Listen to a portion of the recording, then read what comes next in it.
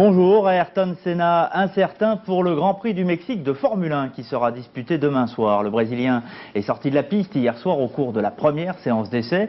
Il souffre de légères contusions à la jambe. Le point avec Serge Gian. Ayrton Senna vient juste de débuter la première séance d'essai du Grand Prix du Mexique. Il perd le contrôle de sa McLaren et heurte violemment les rails de sécurité.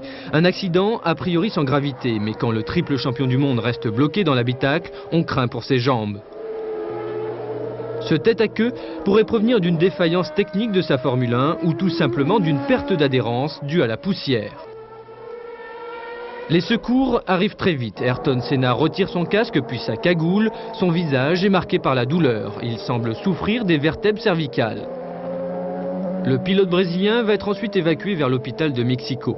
Aucune fracture à signaler, de simples contusions à la jambe gauche. Après avoir passé des examens, Ayrton Senna est retourné à son hôtel et prendra demain une décision quant à sa participation au Grand Prix de dimanche. Décidément, ce circuit ne réussit pas aux champions du monde en titre. L'an dernier déjà, Ayrton Senna avait été victime d'un accident très spectaculaire lors de la première séance d'essai du Grand Prix du Mexique. Il s'en était sorti indemne et avait pu courir le dimanche. Le scénario va-t-il se reproduire? Et c'est Nigel Mansell sur la Williams Renault qui a signé le meilleur temps de cette première séance d'essai. Sourire au point pour le Français Thierry Jacob. Le boxeur originaire de Calais s'est emparé hier soir du titre de champion du monde WBC dans la catégorie des supercoques. Il a détrôné au point le Mexicain Daniel Zaragoza au terme d'un combat passionnant, dominé d'un bout à l'autre par le Français.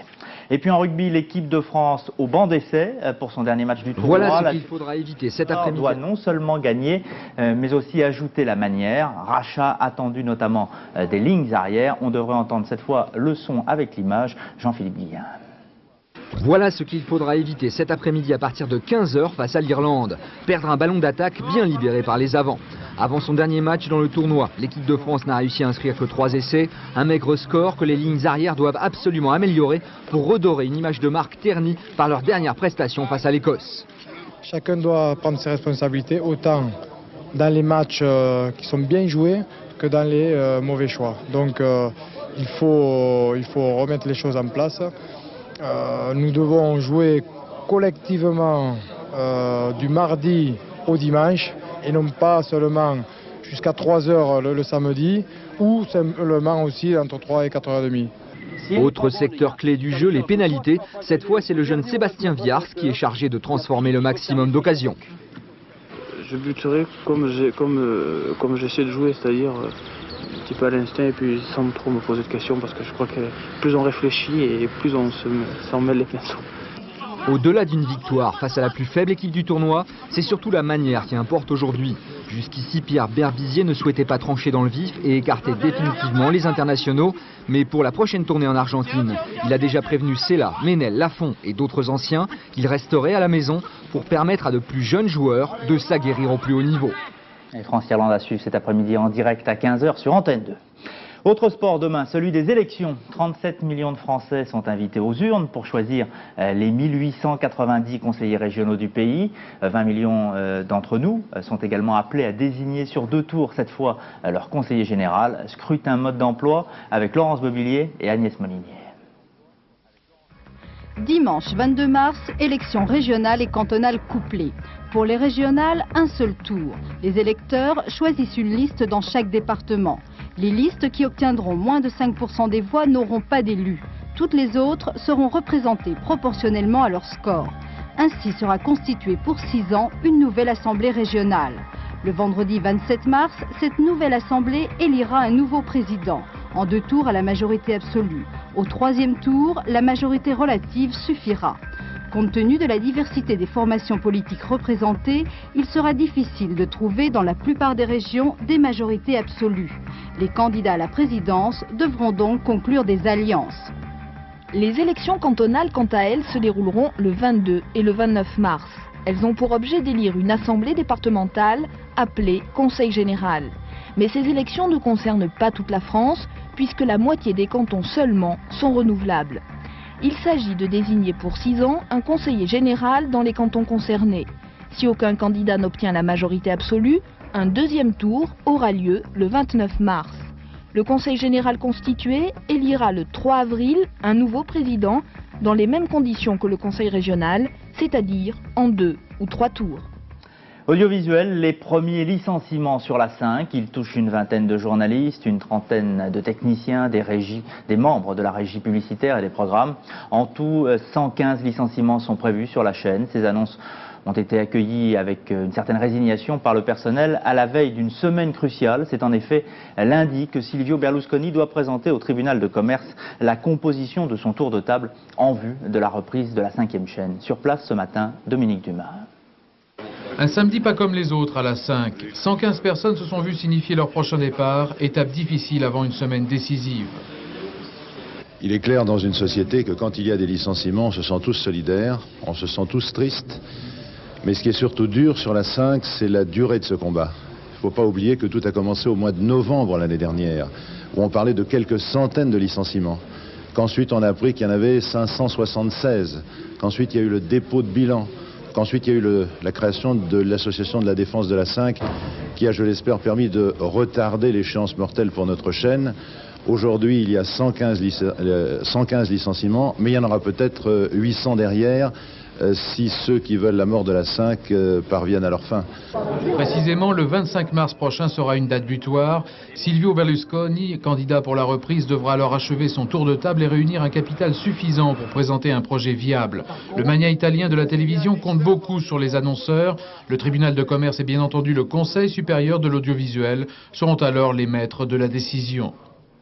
Les recherches ont été arrêtées ce matin à 4 heures dans les décombres de l'immeuble soufflé hier par une explosion à Bordeaux. Les sauveteurs ont acquis la certitude qu'il n'y avait pas d'autres victimes sous les gravats. Le bilan de cette explosion, probablement due à une fuite de gaz, s'élève donc à 1 mort et 4 blessés, dont 2 sont très grièvement atteints.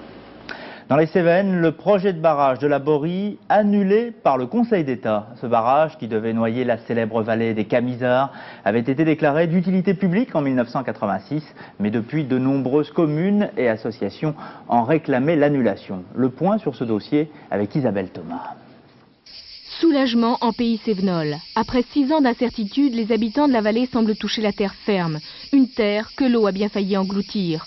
L'eau, le nerf de la guerre agricole. Voilà des décennies que l'administration veut apprivoiser le Gardon pour éviter des crues aussi catastrophiques qu'en 1958 où 35 personnes avaient péri, pour rentabiliser les cultures existantes et en introduire d'autres afin de sortir le Languedoc de sa monoculture viticole. C'est ainsi qu'est née l'idée d'un barrage, un bouchon de béton de 46 mètres de haut au lieu-dit la Borie. 7 km de la vallée se seraient retrouvés sous les eaux. Le projet est déclaré d'utilité publique en 86. Les travaux sont annoncés pour février 89. Sur place, on s'affole. Noyer la vallée des Camisards, c'est aussi engloutir un passé auquel les gens de la montagne sont attachés. C'est là qu'il y a 3 siècles, leurs ancêtres protestants ont résisté aux dragons du roi. C'est là que sont enterrés ceux qui n'avaient pas droit au cimetière. Les opposants au barrage reçoivent l'appui des écologistes, d'autant que le projet, coûteux, ferait fuir bon nombre d'espèces protégées. De plus, une alternative à l'irrigation existe par le biais d'un raccordement au canal du Rhône à Sète. Autant d'arguments qui ont fait pencher la balance du Conseil d'État. À l'étranger, l'Irak cède devant les Nations Unies. Bagdad s'est engagé à détruire tout le matériel entrant dans la fabrication des missiles balistiques. Une équipe d'experts de l'ONU est attendue aujourd'hui à Bagdad, où elle devrait pouvoir vérifier les informations qu'elle a déjà reçues. Laurence Piquet. C'est un changement d'attitude de la part de Bagdad, mais ce n'est pas la fin de la route. Commentaire apporté hier soir par le responsable de l'ONU chargé du désarmement de l'Irak. Il annonce que Bagdad s'engage enfin à détruire tout le matériel entrant dans la fabrication des missiles balistiques. Saddam Hussein, acclamé il y a encore quelques jours dans la ville de Bassora, semble donc céder aux exigences de l'ONU. Il y a une semaine, son vice-premier ministre, Tarek Aziz, vient s'expliquer pour la première fois depuis la guerre du Golfe devant le Conseil de sécurité des Nations Unies à New York. Tarek Aziz réaffirme ici la bonne volonté de son pays et surtout le besoin d'utiliser en Irak certains équipements à des fins civiles. Mais le message ne passe pas. La preuve, le lendemain, les États-Unis envoient dans les eaux du Golfe le porte-avions américain. Un signal très clair à l'adresse de Saddam Hussein. Les forces américaines américaines sont prêtes à agir contre l'Irak si cela est nécessaire. Le général Colin Powell l'a rappelé hier soir à Washington. Bagdad plie donc sur les missiles Scud, mais a aussi des demandes. La semaine prochaine, l'Irak négociera à Vienne une reprise limitée de ses ventes de pétrole. À l'Est, la République de Russie, à son tour menacée d'implosion. La plus forte minorité ethnique de la République, les Tatars de la Volga, se rend aujourd'hui aux urnes dans le cadre d'un référendum d'autodétermination dont Moscou redoute déjà les conséquences. Le Tatarstan est une région riche en pétrole et Boris Yeltsin a déjà souligné que l'unité de la Russie ne saurait être remise en cause. Société en France, le curé d'Espelette est libre. L'ecclésiastique, accusé d'une certaine collusion avec les mouvements séparatistes basques, avait été emprisonné il y a quelques semaines, mais il avait reçu alors le soutien actif des habitants de la commune. Sur place, Espelette, reportage de Dominique Langard.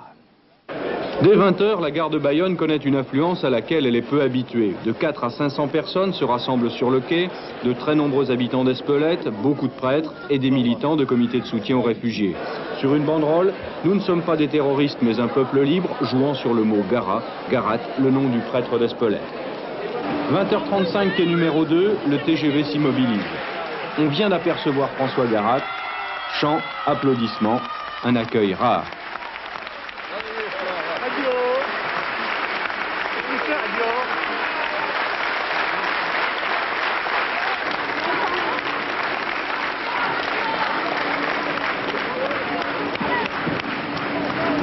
Je suis surtout ravi de voir autour de moi les enfants d'Espelette qui m'ont offert le primevère. Vous savez que la primevère, elle est pleine de symboles. C'est déjà donc pas que c'est déjà la vie qui est là. Chez lui, parmi ses paroissiens qui n'ont peut-être jamais été autant fidèles, François Garat, ému, prend la parole. Je ne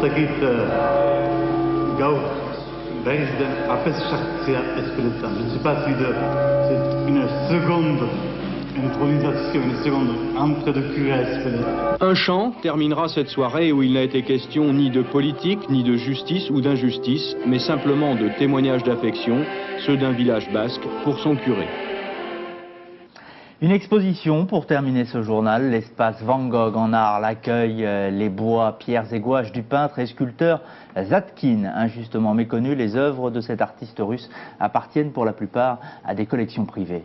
Arles, reportage de José Saint-Paul.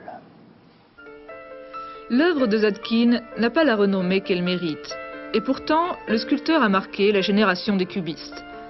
D'origine russe, Zadkine a toujours été fasciné par le bois, de vieux ormes ou de grands chênes. Éparpillé à travers le monde, chez des collectionneurs privés, près de la moitié de ces sculptures n'a jamais été exposée en France. 32 œuvres en tout, présentées au musée Réatu d'Arles. Mais c'est en fait une double découverte de Zadkine que la ville propose, puisque 28 peintures de l'artiste sont exposées à l'espace Van Gogh. À travers ses gouaches et ses aquarelles des années 20, on retrouve là encore l'influence du cubisme. L'ancien hôtel-dieu d'Arles a donc choisi de révéler un artiste moins connu que Van Gogh, Goya ou Picasso, qui étaient l'objet des précédentes grandes expositions accueillies dans ce lieu. Moins connu, mais tout aussi riche et révélateur de la période faste de l'entre-deux-guerres. Une exposition qui fermera ses portes le 14 juin. Il reste maintenant la météo avec Fabienne Amiac et surtout un printemps qui démarre sous les nuages. Absolument, triste premier week-end de printemps. Nous aurons une belle perturbation qui va traverser la France du nord-ouest au sud-est et ramener un petit peu de pluie. Mais comme vous étiez nombreux à l'attendre, eh bien la voilà. Alors à l'ouest, après le passage de cette perturbation, il y aura des rafales de vent très fortes. 80 km/h sur les côtes de la Manche, 60 km/h à l'intérieur des terres.